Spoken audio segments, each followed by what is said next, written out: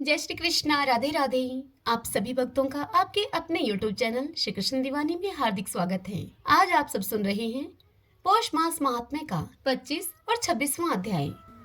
सर्वप्रथम भगवान का स्मरण करते हुए सभी बोलिए ओम नमो भगवते वासुदेवाय। श्री राधा कृष्णाभ्याम नमो नमः।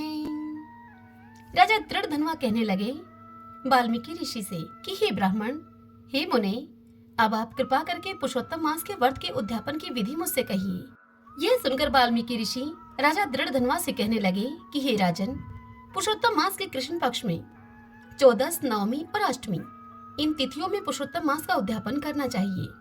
इस पुण्य पुरुषोत्तम मास में प्रातः काल उठकर प्रातः काल की सभी क्रियाओं को करके जैसी सामग्री मिले उसी से 30 ब्राह्मणों को न्योता देवें।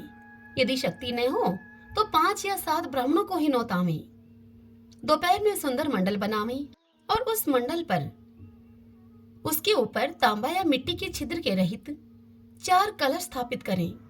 चारों दिशाओं में पुरुषोत्तम भगवान की प्रीति के लिए उन कलशों के ऊपर श्रेष्ठ नारियल रखें। उन चारों कलशों पर वासुदेव, हलधर, प्रद्युम्न, उत्तम देव, अनिरुद्ध इन चारों को स्थापन करें। फिर वेद वेदांत के पारगामी वैष्णव आचार्य को बुलाकर उस मंडल के बीच में 4 ब्राह्मणों को जप करने के लिए वर्ण करें। उन ब्राह्मणों को अंगूठी आदि से युक्त 2-2 वस्त्र देवें। बड़े आनंद से वस्त्र आभूषणों से युक्त आचार्यों को विभूषित करें। फिर देह की शुद्धि के लिए प्रायश्चित करें। फिर पूर्व कही हुई विधि के अनुसार स्त्री के सहित पूजा करें।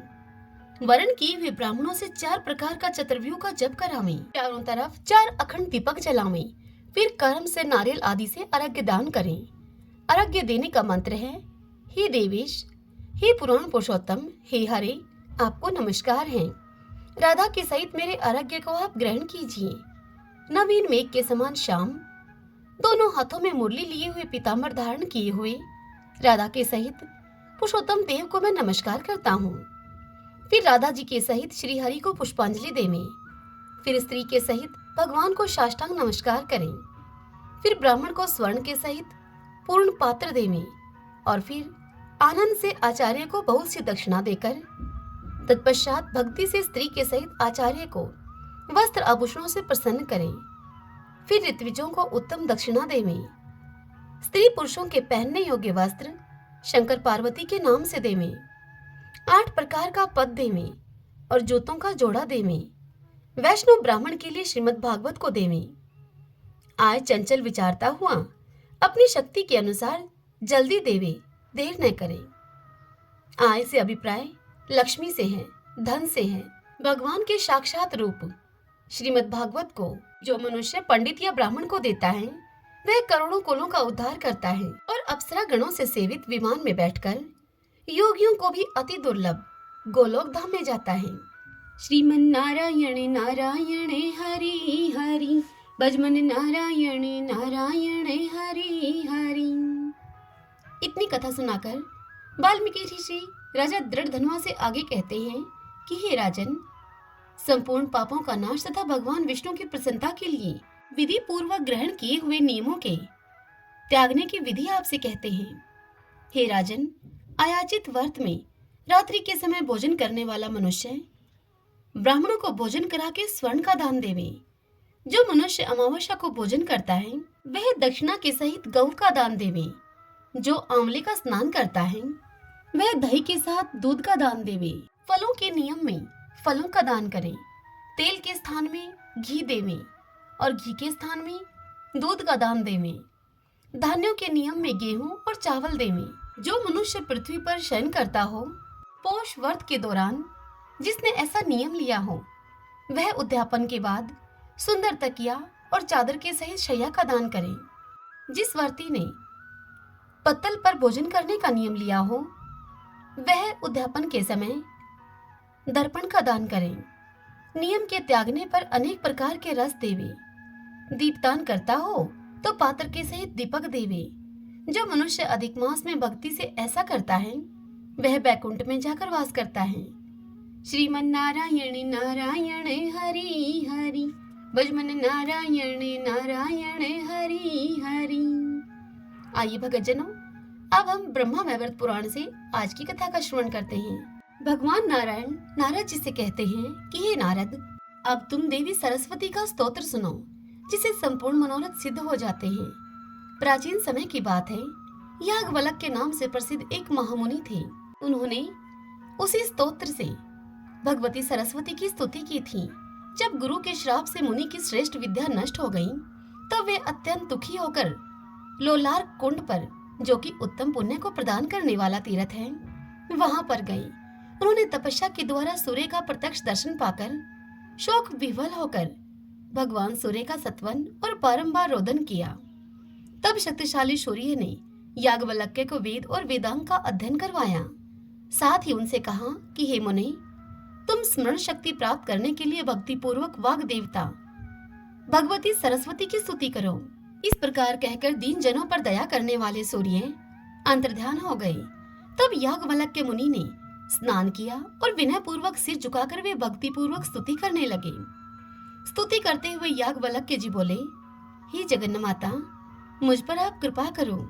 मेरा तेज नष्ट हो गया है। गुरु के श्राप से मेरी स्मरण शक्ति खो गई है।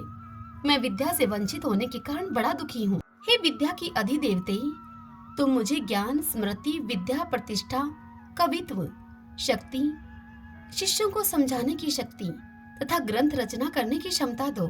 इसी के साथ तुम मुझे अपना उत्तम एवं सुप्रतिष्ठित शिष्य बना लो।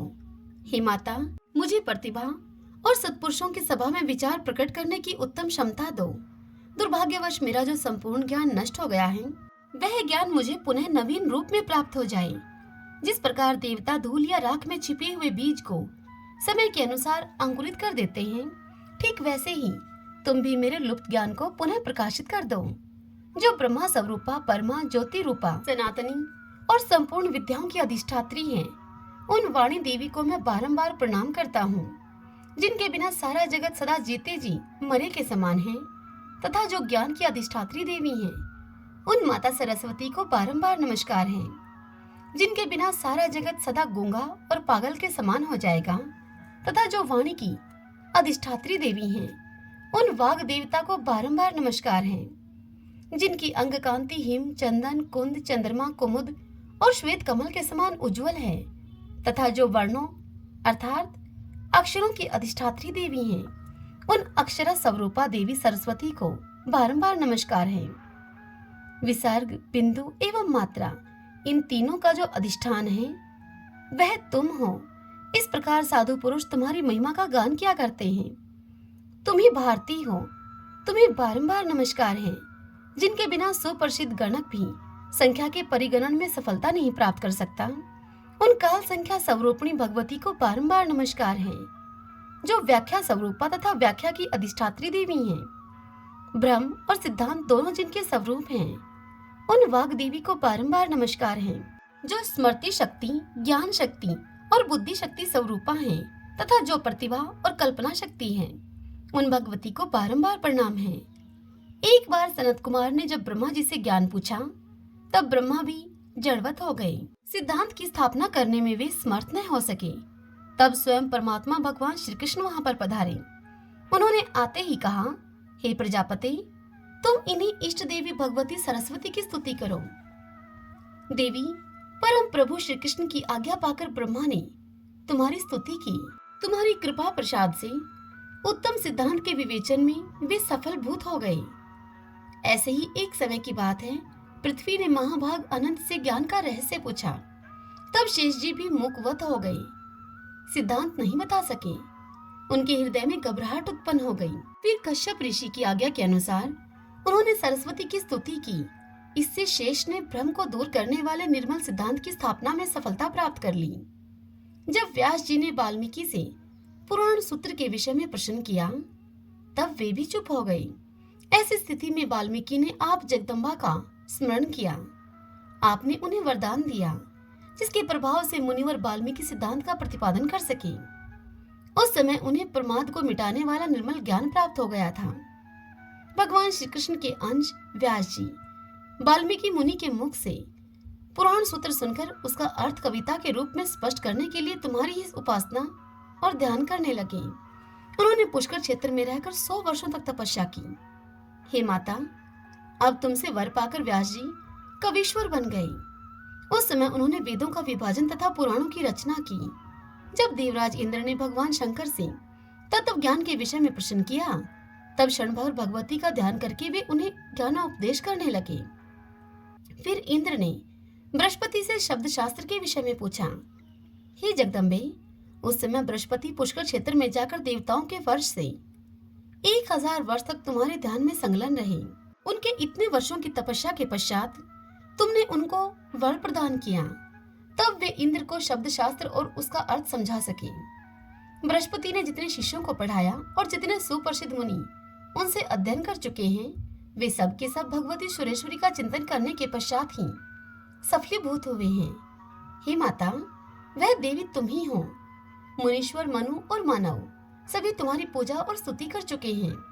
ब्रह्मा, विष्णु, शिव, देवता और दानेश्वर प्रभृति सभी ने तुम्हारी उपासना की है। जब 1000 मुख वाले शेष, 5 मुख वाले शंकर और 4 मुख वाले ब्रह्मा तुम्हारा यशोगान करने में जड़वत हो गए, तो फिर 1 मुख वाला मैं मानव तुम्हारी स्तुति कैसे कर सकता हूँ?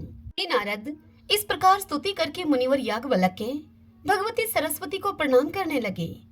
उस समय भक्ति के कारण उनका कंधा झुक गया था। उनकी आंखों से जल की धाराएं निरंतर गिर रही थीं। इतने में ज्योति स्वरूपा महामाया का उनको दर्शन प्राप्त हुआ। देवी ने उनसे कहा कि हे मुने, तुम सुप्रख्यात कवि हो जाओ। यूं कहकर भगवती महामाया बैकुंठ पधार गई।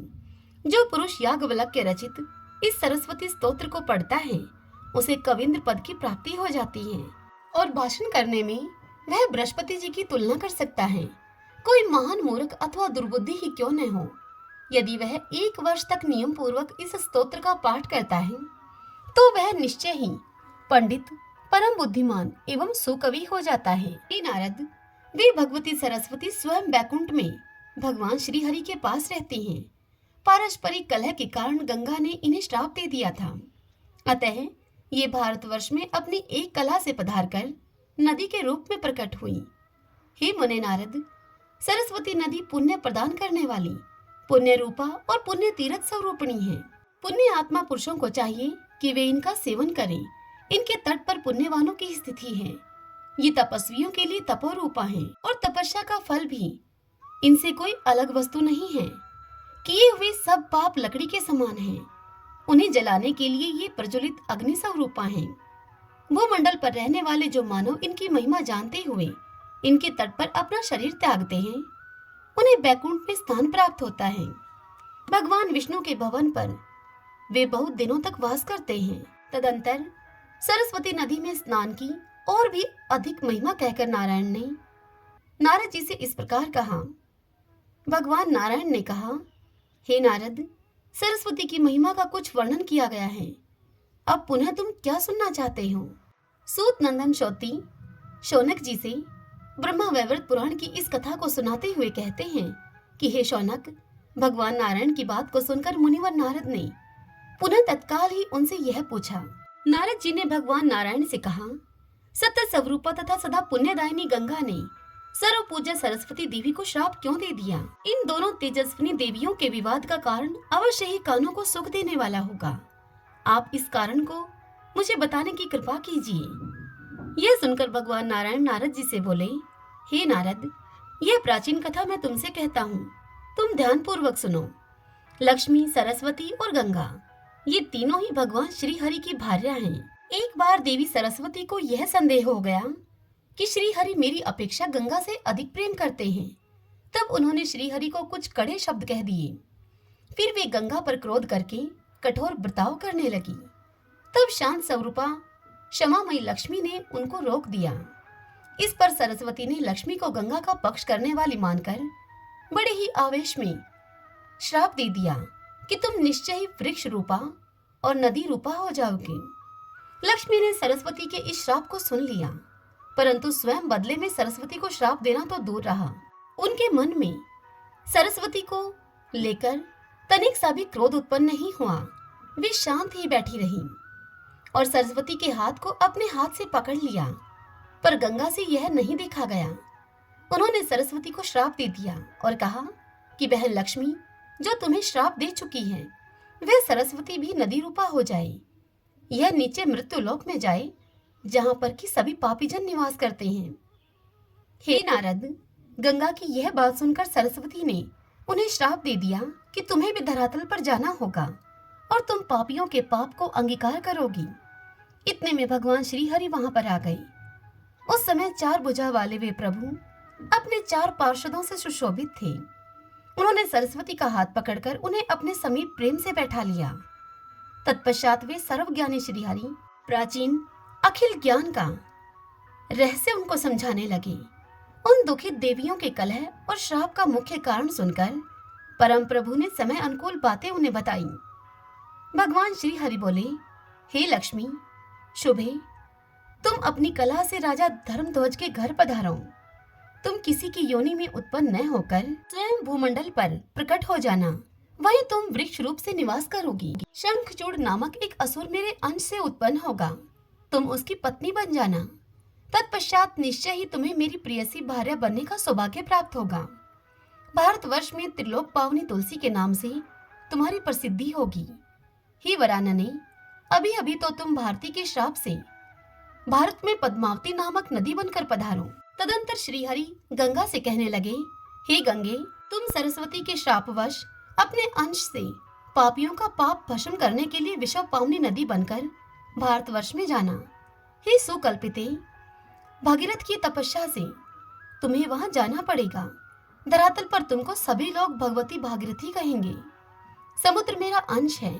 मेरे आज्ञा के अनुसार तुम उसकी पत्नी होना स्वीकार कर लेना। इसके बाद सरस्वती से भगवान श्री हरि ने कहा, हे भारती, तुम गंगा का श्राप स्वीकार करके अपनी एक कला से भारतवर्ष में चलो। तुम अपने पूर्ण अंश से ब्रह्मा सदन पर पधारकर उनकी कामनी बन जाओ कि गंगा अपने पूर्ण अंश से शिव के स्थान पर चले। यहाँ अपने पूर्ण अंश से केवल लक्ष्मी रह जाए। कारण इनका स्वभाव परम शांत है। ये कभी तनिक सा भी क्रोध नहीं करती। मुझ पर इनकी अटूट श्रद्धा है। ये सत्व स्वरूपा हैं।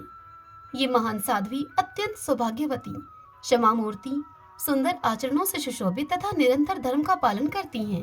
इनकी एक अंश की कला का महत्व है कि विश्व भर में संपूर्ण स्त्रियां धर्मात्मा, पतिव्रता, शांत रूपा और सुशीला बनकर प्रतिष्ठा प्राप्त करती हैं। अब भगवान श्री हरि स्वयं अपना विचार कहने लगे।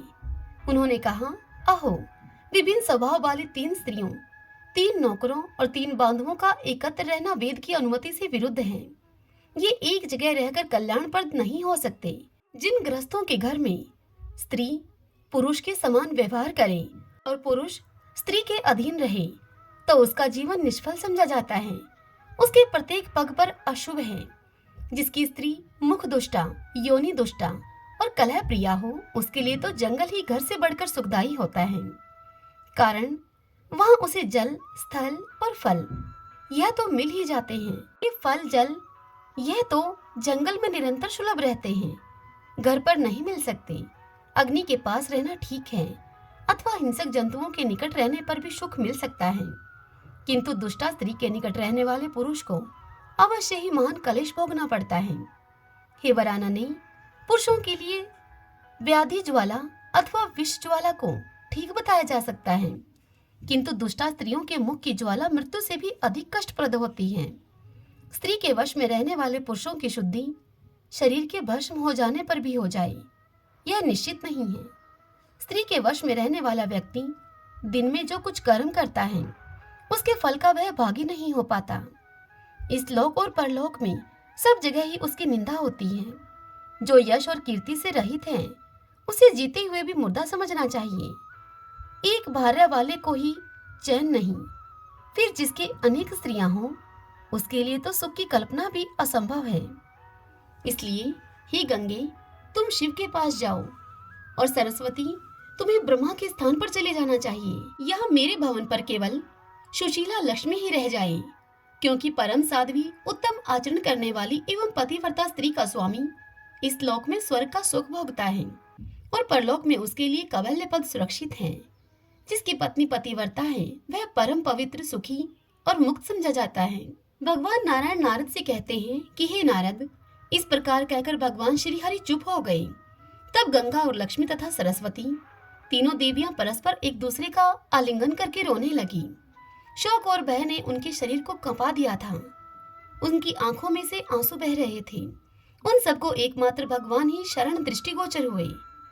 अतः वे कर्मशः उनसे प्रार्थना करने लगी। सरस्वती ने कहा, हे नाथ, मुझ दुष्टा को पाप ताप से और श्राप से बचाने के लिए कोई प्रायश्चित बता दीजिए, जिससे कि मेरा जन्म और जीवन शुद्ध हो जाए। भला आप जैसे महान सचरित्र स्वामी के परित्याग कर देने पर कहाँ कौन स्त्रियां जीवित रह सकती हैं? हे प्रभु, मैं भारतवर्ष में योग साधन करके इस शरीर का त्याग कर दूंगी, यह निश्चित है। फिर गंगा बोली, हे जगत प्रभु, आप किस अपराध से मुझे त्याग रहे हैं? मैं जीवित नहीं रह सकूंगी। फिर लक्ष्मी ने कहा कि हे नाथ, आप सतव स्वरूप हैं। बड़े आश्चर्य की बात है कि आपको कैसे शोभ हो गया। आप अपनी इन पत्नियों पर कृपा कीजिए, कारण श्रेष्ठ स्वामी के लिए क्षमा ही उत्तम है। मैं सरस्वती का शाप स्वीकार करके अपनी एक कला से भारतवर्ष में जाऊंगी। परंतु हे प्रभु, मुझे कितने समय तक वहां पर रहना होगा और मैं पुनः कब आपके चरणों के दर्शन को प्राप्त कर सकूंगी? पापी जन मेरे जल में स्नान और आचमन करके अपना पाप मुझ पर लाद देंगे, तब उस पाप से मुक्त होकर आपके चरणों में आने का अधिकार मुझे कैसे प्राप्त हो सकेगा? हे अच्युत, मैं अपनी एक कला से धर्मध्वज की पुत्री होकर जब तुलसी अर्थात वृंदा के रूप में स्थित हो जाऊंगी, तब मुझे पुनः कब आपके चरण कमल प्राप्त होंगे?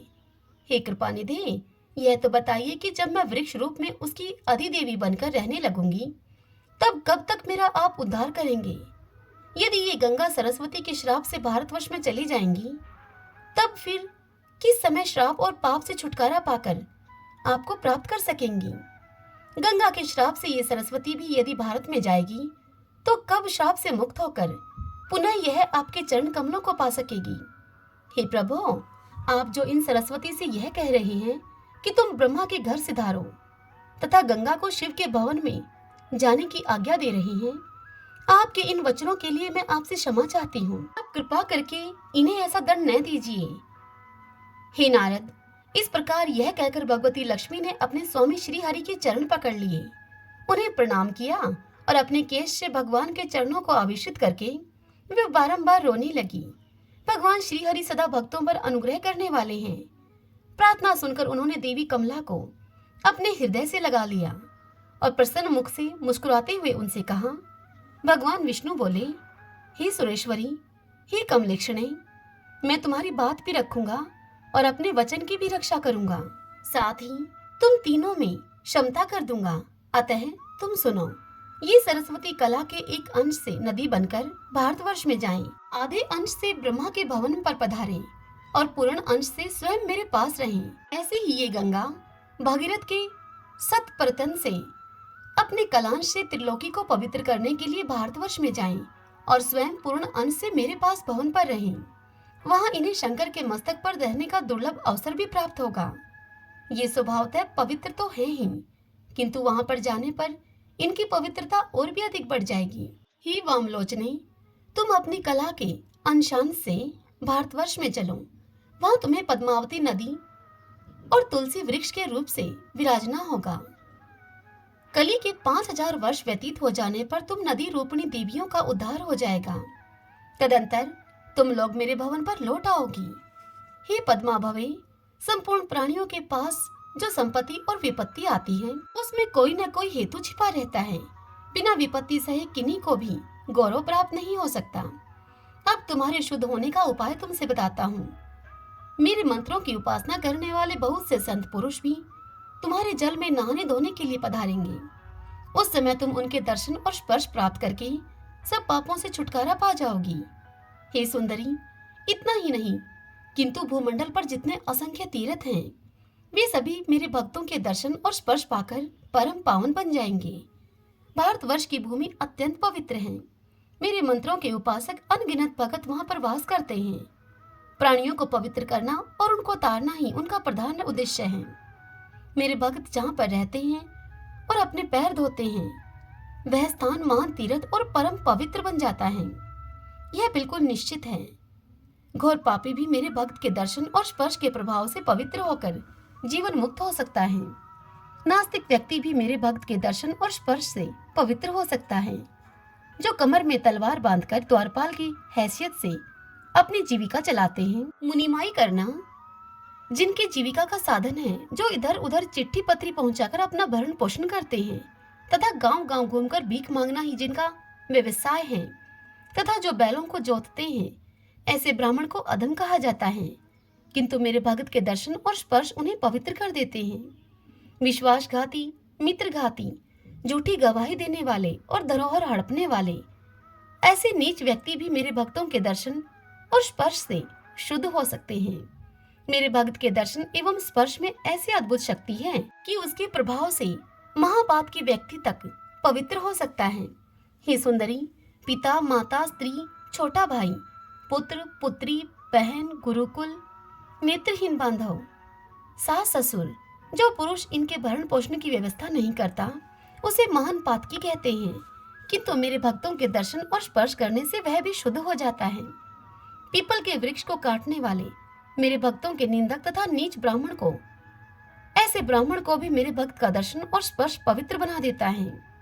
घोर पातकी मनुष्य भी मेरे भक्तों के दर्शन और स्पर्श से पवित्र हो सकते हैं।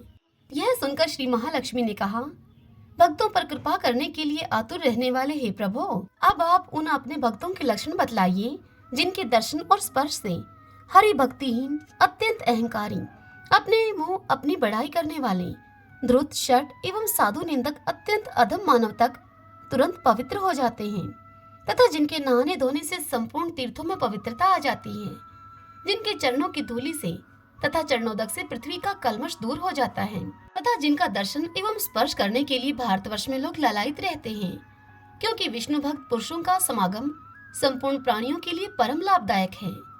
जल में तीर्थ ही तीर्थ नहीं है और न मृण्मय एवं प्रस्तरमय देवता ही देवता हैं, क्योंकि वे दीर्घ काल तक सेवा करने पर ही पवित्र करते हैं।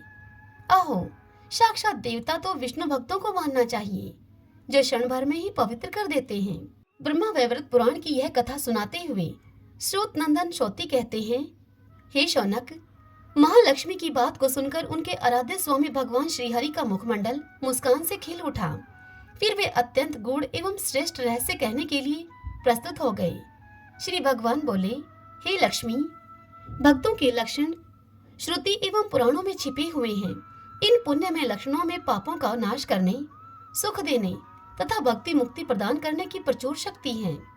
जिसको सद्गुरु के द्वारा विष्णु का मंत्र प्राप्त होता है और जो सब कुछ छोड़कर केवल मुझको ही सर्वस्व मानता है, उसी को वेद वेदांग पुण्य आत्मा एवं श्रेष्ठ मनुष्य बतलाते हैं।